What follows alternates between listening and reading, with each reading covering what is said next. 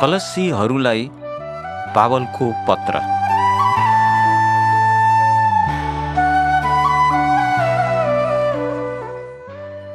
अध्याय 1। पावलको तर्फबाट अभिवादन। पावल परमेश्वरको इच्छाद्वारा ख्रिस्ट येशूका एक प्रेरित र हाम्रा भाइ तिमोथीबाट, कलस्यमा भएका सन्तहरू र ख्रिस्टमा विश्वसनीय भाइहरूलाई परमेश्वर हाम्रा पिताबाट अनुग्रह र शान्ति। पावलको धन्यवाद र प्रार्थना। हामी तिमीहरूका निम्ति प्रार्थना गर्दै हाम्रा प्रभु येशू ख्रिस्टका पिता परमेश्वरलाई सधैँ धन्यवाद चढाउँछौँ, किनकि ख्रिस्ट येशूमा भएको तिमीहरूको विश्वास र सबै सन्तहरूप्रति भएको तिमीहरूको प्रेमको विषयमा हामीले सुनेका छौँ। तिमीहरूका निम्ति स्वर्गमा राखिएको आशा, जसको बारेमा तिमीहरूले सत्यको वचन सुसमाचारमा पहिल्यै सुनिसकेका छौ, यो सुसमाचार तिमीहरू कहाँ आएको छ, जसरी यसले सारा संसारमा निरन्तर फैलिएर फल फलाइरहेको छ, त्यसरी नै तिमीहरूले यसको विषयमा सुनेको र सत्यतामा परमेश्वरको अनुग्रहबारे जानेको दिनदेखि तिमीहरूमा पनि यसले फल फलाइरहेको छ। यो कुरा तिमीहरूले हाम्रा प्रिय सङ्गीदास इपाफ्रसबाट सिक्यौ। तिनी हाम्रा पक्षमा ख्रिस्टका एक विश्वसनीय सेवक हुन्, अनि तिनले नै आत्मामा भएको तिमीहरूको प्रेमको विषयमा हामीलाई बताए। यसै कारण हामीले त्यो सुनेको दिनदेखि उहाँको इच्छाको ज्ञानले सारा आत्मिक बुद्धि र समझमा तिमीहरू पूर्ण हौ भनेर बिन्ती गर्दै तिमीहरूका निम्ति प्रार्थना गर्न छोडेका छैनौँ। यसैले कि हरेक असल काममा फलवन्त हुँदै र परमेश्वरको ज्ञानमा बढ्दै तिमीहरू प्रभुलाई प्रसन्न पार्न उहाँको योग्य चालमा हिँड। आनन्दसित सम्पूर्ण धैर्य र सहनशीलताको निम्ति उहाँको महिमित सामर्थ्य अनुसार सारा शक्तिले बलवान हौ र पितालाई धन्यवाद चढाऊ, जसले ज्योतिमा सन्तगणको उत्तराधिकारको भागीदार हुनका निम्ति हामीलाई योग्य बनाउनु भएको छ, किनकि उहाँले हामीलाई अन्धकारको राज्यमा शासन गर्नेको हातबाट बचाएर उहाँको प्रिय पुत्रको राज्यमा ल्याउनु भएको छ। उहाँमा हाम्रो छुटकारा अर्थात् पापको क्षमा छ। ख्रिस्टको सर्वश्रेष्ठता। उहाँ अदृश्य परमेश्वरको प्रतिरूप हुनुहुन्छ, सारा सृष्टिको जेठो हुनुहुन्छ, किनकि उहाँद्वारा नै सबै थोक सृष्टि भएका थिए। स्वर्ग र पृथ्वी दुवैमा भएका दृश्य र अदृश्य थोक, चाहे सिंहासनहरू, चाहे प्रभुत्वहरू, चाहे प्रधानताहरू, चाहे अधिकारहरू, सबै कुरा उहाँद्वारा र उहाँकै निम्ति सृष्टि गरिएका हुन्। अनि सबै कुराभन्दा अघि उहाँ हुनुहुन्छ र सबै थोक उहाँमा नै एकसाथ मिलेर रहेका छन्। उहाँ शरीर अर्थात् मण्डलीका शिर हुनुहुन्छ। उहाँ सुरु हुनुहुन्छ, मृतकहरूबाट जीवित हुनेहरूमा जेठो हुनुहुन्छ र सबै कुरामा उहाँलाई नै पहिलो स्थान दिइयोस्, किनकि सारा सम्पूर्णताले उहाँमा बास गरेकोमा पिता प्रसन्न हुनुभयो। परमेश्वरले उहाँको क्रुसको रगतद्वारा शान्ति गराएर पृथ्वीको होस् वा स्वर्गको होस्, उहाँद्वारा नै सबै थोकलाई आफूसँग मिलापमा ल्याउनुभयो। अनि बितेको समयमा तिमीहरू दुष्ट कामको कारण परमेश्वरदेखि बिराना भई आफ्नो मनको विचारमा शत्रु भएका थियो, तापनि अब तिमीहरूलाई आफ्ना दृष्टिमा पवित्र, निष्कलङ्क र निर्दोष ठहराउनलाई उहाँले मृत्युद्वारा आफ्नो मासुको शरीरमा तिमीहरूको मिलाप गराउनु भएको छ। यदि तिमीहरू आफ्ना विश्वासमा अटल र स्थिर भइरह्यौ र तिमीहरूले सुनेका सुसमाचारको आशाबाट हटेनौ भने तिमीहरूको मिलाप हुनेछ। यही नै त्यो सुसमाचार हो जुन स्वर्गमुनि हरेक प्राणीलाई प्रचार गरिएको छ, जसको म पावल सेवक भएँ। मण्डलीको निम्ति पावलले गरेको काम। अब म तिमीहरूका निम्ति मेरा दुःख भोगाइमा आनन्द मनाउँछु अनि उहाँको शरीर अर्थात् मण्डलीको निम्ति ख्रीष्टका कष्टहरूमा जे कमी छ त्यसलाई म मेरो शरीरमा पूरा गर्दछु। तिमीहरूका निम्ति परमेश्वरका वचन पूर्ण रूपले घोषणा गर्न मलाई दिइएको परमेश्वरको बन्दोबस्त अनुसार म मण्डलीको सेवक बनाइएँ। युगौं युग र पुस्तौंदेखि गुप्तमा रहेको त्यो रहस्य अब उहाँका सन्तहरूलाई प्रकट गरिएको छ। उनीहरू कहाँ परमेश्वरले अयहुदीहरूको बीचमा यो रहस्यको महिमाको धन के हो सो प्रकट गर्न चाहनुभयो, जुन ख्रीष्ट अर्थात् महिमाको आशा तिमीहरूमा हुनु नै हो। हरेक मानिसलाई ख्रीष्ट येशूमा सिद्ध ठहराउन उनीहरू हरेकलाई चेतावनी र सम्पूर्ण बुद्धिसित शिक्षा दिँदै हामी उहाँलाई प्रचार गर्दछौँ। यही उद्देश्यको निम्ति म भित्र सामर्थ्य साथ काम गर्ने उहाँको शक्ति अनुसार म परिश्रम गर्दछु। अध्याय 2। तिमीहरूले यो कुरा जान भनेर म चाहन्छु कि तिमीहरू र लाउडिकियामा भएकाहरूको निम्ति साथै मलाई व्यक्तिगत रूपले नचिन्ने अरू धेरै मित्रहरूको निम्ति मैले कति धेरै परिश्रम गरेको छु। यसकारण कि प्रेममा एकसाथ बाँधिएर तिनीहरूका हृदयले सान्त्वना पाउन् अनि समझको सम्पूर्ण निश्चयताको सारा धन प्राप्त गरेर परमेश्वरको रहस्यको ज्ञान अर्थात् ख्रीष्टलाई प्राप्त गरून्। उहाँमा नै बुद्धि र ज्ञानका सम्पूर्ण भण्डार लुकेको छ। तिमीहरूलाई ठिकै जस्तो लाग्ने तर्कका कुराद्वारा कसैले धोका नदियोस् भनी म यो तिमीहरूलाई भन्दछु। किनकि शरीरमा म अनुपस्थित भए पनि आत्मामा तिमीहरू सँगै छु र तिमीहरूको सुव्यवस्थित आचरण र ख्रीष्टमा भएको तिमीहरूको विश्वासको दृढतालाई देखेर म रमाउँदछु। ख्रीष्टको जीवनद्वारा छुटकारा। जसरी ख्रीष्ट येशूलाई तिमीहरूले आफ्नो प्रभु भनी स्वीकार गर्यौ, त्यसरी नै अब तिमीहरू उहाँमा चल।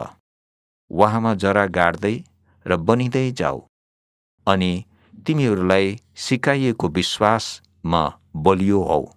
उहाँले गर्नुभएका सबै कुराको निम्ति तिमीहरूको जीवन धन्यवादले पूर्ण होस्। होशियार बस, कसैले तिमीहरूलाई खोक्रो दर्शनशास्त्र र छलपूर्ण कुराद्वारा नबहकाओस्, जुन ख्रीष्टबाट होइन तर मानिसहरूको परम्परा र यो संसारको प्राथमिक सिद्धान्तहरूमा आधारित छन्। किनकि उहाँमा नै ईश्वरत्वको सारा पूर्णताले शारीरिक रूपमा वास गर्दछ र उहाँमा नै तिमीहरू परिपूर्ण पारिएका छौ, जो सबै प्रधानता र शक्तिका शिर हुनुहुन्छ। उहाँमा ख्रीष्टको खतनाद्वारा पापमय स्वभावको देहलाई त्यागेर बिना हात गरिएको खतनाद्वारा तिमीहरूको खतना भएको थियो। तिमीहरू बप्तिस्मामा ख्रीष्टसँगै गाडिएका थियौ। मरेकाहरूबाट उहाँलाई जीवित पार्नुहुने परमेश्वरको सामर्थ्यमा विश्वास राख्नाले यही बप्तिस्मामा तिमीहरू पनि उहाँसँगै जीवित पारियौ।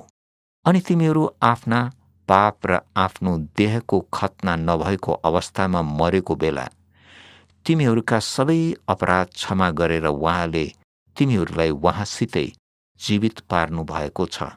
हाम्रो विरुद्धमा कानुनी दाबी भएको दोषपत्र उहाँले रद्द गरिदिनुभयो। उहाँले त्यो लिनुभयो र उहाँको क्रुसमा किल्ला ठोकेर नष्ट पारिदिनुभयो। उहाँले प्रधानताहरू र अधिकारीहरूलाई हात हतियार रहित पारेर तिनीहरूलाई खुल्लम खुल्ला तमासा बनाइदिनुभयो र उहाँ तिनीहरूमाथि विजयी बन्नुभयो। यसकारण खाने पिउने वा कुनै पवित्र दिन र औँसी र विश्राम दिन पालन गर्ने विषयमा कसैले तिमीहरूलाई दोष लगाउन नपाओस्। यी आउने कुराका छाया मात्र हुन्, तर मूल कुरा ख्रिस्ट हुनुहुन्छ। आफ्नै शरीरलाई शास्ति दिने कुरामा जिद्दी गरेर, स्वर्गदूतहरूलाई पुज्न लाएर, आफ्नो दर्शनमा अडिएर, आफ्नो अभिलाषी मनले, कारण बिनाको घमण्डले फुलिएर कसैले तिमीहरूलाई इनाम गुमाउने नतुल्याओस्। यस्ताहरूले शिरलाई समेत राख्दैनन्, जसबाट पोषण पाएर जोर्ने र ग्रन्थीहरूद्वारा एकसाथ गाँसिएर सारा शरीर परमेश्वरले दिनुभएको वृद्धि अनुसार बढ्दै जान्छ। यदि संसारका आधारभूत सिद्धान्तहरूप्रति ख्रिस्टसँग तिमीहरू मरेका छौ भने यस संसारका जस्ता भई किन तिमीहरू बाँचिरहन्छौ? किन नियमहरूका अघि झुक्छौ? नसमात, नचाख, नछौ। यी सबै कुरा व्यवहार गर्दा गर्दै नष्ट भएर जान्छन्। यी कुरा मानिसहरूका आदेश र सिद्धान्तहरूमा आधारित छन्। उपासनालाई कष्टदायी बनाएर र आफैलाई हियाएर र शरीरलाई शास्ति दिएर तिनीहरूले बुद्धिको स्वाङ त पार्छन्, तर शरीरका अभिलाषालाई काबुमा ल्याउन यी कुरा कुनै मूल्यका हुँदैनन्। अध्याय 3। नयाँ जीवन जिउनु। यदि तिमीहरू ख्रिस्टसँग पुनर्जीवित भएका छौ भने माथिका कुरा खोज, जहाँ ख्रिस्ट परमेश्वरको दाहिने हाततर्फ बस्नु भएको छ। माथिका कुरामा मन लगाओ, पृथ्वीमा भएका कुरामा होइन, किनकि तिमीहरू मरेका छौ र तिमीहरूको जीवन ख्रिस्टसित परमेश्वरमा लुकेको छ। ख्रिस्ट जो हाम्रो जीवनमा हुनुहुन्छ, उहाँ प्रकट हुनुहुँदा तिमीहरू पनि उहाँसँगै महिमामा प्रकट हुनेछौ। यसकारण तिमीहरूमा भएका सांसारिक स्वभावका कुरा अर्थात् व्यभिचार, अशुद्धता, कामुकता, खराब इच्छा र लोभ जो मूर्ति पूजा हो, तिनलाई मार। यिनै कुराका खातिर परमेश्वरको क्रोध आज्ञा नमान्नेहरूमाथि आउँदछ। यी कुराको प्रभावमा जीवन बिताएर तिमीहरू पनि एक समय यस्तै चालमा चल्दथ्यौ। तर अब त तिमीहरूले पनि त्यस्तो क्रोध, रिस, ईर्ष्यालु व्यवहार, निन्दा र मुखबाट निस्कने खराब बोली वचनहरू त्याग। एक अर्कालाई नढाँट, किनकि तिमीहरूले आफ्नो पुरानो मानव स्वभाव र त्यसका सबै कार्यहरूलाई त्यागेका छौ अनि नयाँ स्वभावलाई धारण गरेका छौ, जो आफ्नो सृष्टिकर्ताको स्वरूप अनुसार ज्ञानमा नयाँ भएको हुन्छ। जहाँ ग्रीक र यहुदी, खतना र बेखतनाका, अशिक्षित, असभ्य, कमारा र स्वतन्त्रको भेद रहने छैन, तर ख्रिस्ट नै सबै कुरा र सबै कुरामा हुनुहुन्छ। यसकारण परमेश्वरका चुनिएका पवित्र र प्रियजनले चाहिँ कोमल माया, दया, मनको नम्रता, दीनता, सहनशीलतालाई धारण गर। एउटाले अर्कोलाई सहेर। कुनै मानिसको विरुद्धमा केही दोषको कारण छ भने एउटाले अर्कालाई क्षमा गर। जसै प्रभुले पनि तिमीहरूलाई क्षमा गर्नुभयो, त्यसै गरी तिमीहरूले पनि क्षमा गर। तर सबैभन्दा बढी प्रेम धारण गर, जसले सबै कुरालाई पूर्ण एकतामा बाँध्दछ। ख्रिस्टको शान्तिले तिमीहरूका हृदयमा राज्य गरोस्। यसैका निम्ति तिमीहरू एउटै शरीरमा बोलाइएका छौ र तिमीहरू धन्यवादी हौ। ख्रिस्टको वचनले तिमीहरूभित्र प्रशस्त गरी बास गरोस्। भजन, स्तुतिगान र आत्मिक गीतद्वारा सारा बुद्धिसित एकले अर्कोलाई सिकाऊ र सम्झाऊ। आफ्ना हृदयमा कृतज्ञ भई परमेश्वरको निम्ति गाओ। अनि वचनमा र काममा तिमीहरू जे पनि गर्दछौ, उहाँद्वारा परमेश्वर र पितालाई धन्यवाद चढाउँदै सबै कुरा प्रभु येशूकै नाममा गर। क्रिस्चियन परिवारको निम्ति शिक्षा। पत्नी हो, आफ्नो पतिको अधीनमा बस, किनकि प्रभुमा यो उचित छ। पति हो, आफ्नो पत्नीलाई प्रेम गर, तिनीहरूसित कठोर व्यवहार नगर। छोराछोरीहरू हो, सबै कुरामा आफ्ना आमाबुवाको आज्ञा मान, किनकि यसले प्रभुलाई प्रसन्न तुल्याउँछ। बुवा हो, आफ्ना छोराछोरीलाई रिस नउठाऊ, नत्र उनीहरू निराश हुनेछन्। खमारा हो, आँखाको अगाडि मानिसहरूलाई खुसी पार्ने जस्तो गरी होइन, तर परमेश्वरको भयमा हृदयको इमान्दारीबाट सबै कुरामा तिमीहरूका सांसारिक मालिकहरूको आज्ञा पालन गर। तिमीहरू जे गर्छौ त्यो मानिसको निम्ति होइन, तर प्रभुको निम्ति जस्तै गरी दिलो ज्यानले र आनन्द साथ गर, यो जानेर कि प्रभुले तिमीहरूलाई इनामको रूपमा उत्तराधिकार दिनुहुनेछ। तिमीहरूले प्रभु येशू ख्रीष्टको सेवा गर्दछौ, तर खराबी गर्नेले खराबीको प्रतिफल पाउनेछ र त्यहाँ पक्षपात हुँदैन। अध्याय 4। मालिक हो, तिमीहरू आफ्ना दासहरूप्रति न्यायी र निष्पक्ष हौ। यो याद गर कि तिमीहरूका पनि स्वर्गमा एक मालिक हुनुहुन्छ। प्रार्थनाको निम्ति प्रोत्साहन। सतर्क भएर धन्यवादसहित स्थिर भएर प्रार्थनामा लागिरहो।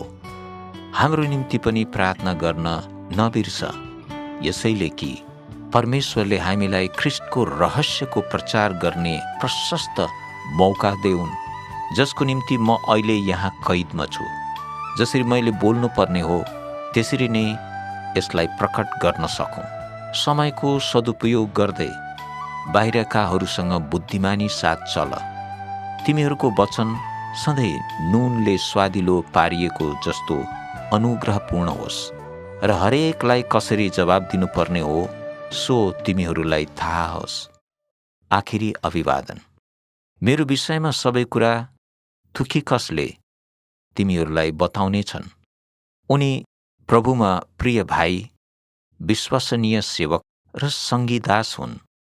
उनले तिमीहरूको अवस्था जानुन् र तिमीहरूको हृदयलाई उत्साहित पारुन् भनेर नै मैले उनलाई तिमीहरू कहाँ पठाएको छु।